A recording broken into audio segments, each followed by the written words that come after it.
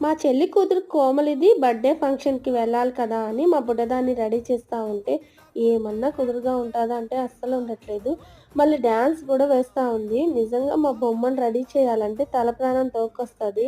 అసలు కుదురుగానే ఉండదు. పైగా ఇదంతా జస్ట్ జుజుబి, అంతకు మించి నెక్స్ట్ ఉంటాది అని మా వాళ్ళు భయపెట్టేస్తా ఉన్నారు.